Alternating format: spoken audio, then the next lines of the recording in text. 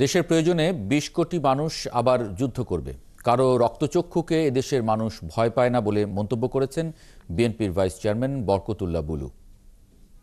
তিনি বলেন, বাংলাদেশ একটি অসাম্প্রদায়িক দেশ। এদেশের মানুষের নীতি হলো কারো সঙ্গে শত্রুতা নয়, সবার সঙ্গে বন্ধুত্বপূর্ণ সম্পর্ক রেখে চলা। তাই নেতাকর্মীদের সেভাবেই চলার পরামর্শ দিয়েছেন বিএনপির এই নেতা। দুপুরে নোয়াখালীর বেগমগঞ্জের চৌমুহনীতে সাম্প্রতিক ভয়াবহ বন্যায় ক্ষতিগ্রস্ত হরিজন সম্প্রদায়ের মাঝে ত্রাণ সামগ্রী বিতরণ শেষে সাংবাদিকদের তিনি এসব কথা বলেন। এ সময় তার সাথে স্থানীয় প্রশাসনের কর্মকর্তারা সহ রাজনৈতিক নেতৃবৃন্দ উপস্থিত ছিলেন।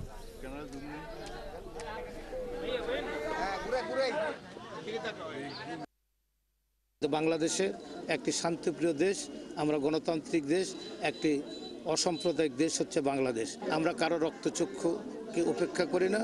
আমরা চাই সহাবস্থান, সহপ্রতিবেশী। আমাদের নীতি হলো কারোর সাথে শত্রুতা না, সবার সাথে বন্ধুত্ব। আপনারা দেখেছেন ঢাকা শহরে গতকাল আমাদের সহ সকল দলের, সকল রাজনৈতিক দলের, আমাদের ছাত্র বৈষম্য থেকে শুরু করে এদেশের আপামর জনসাধারণ রাজপথে রাত্রি এর বিরুদ্ধে বিক্ষোভে ফেটে পড়েছে। অতএব এর প্রতিফলন আপনারা দেখতে পাচ্ছেন।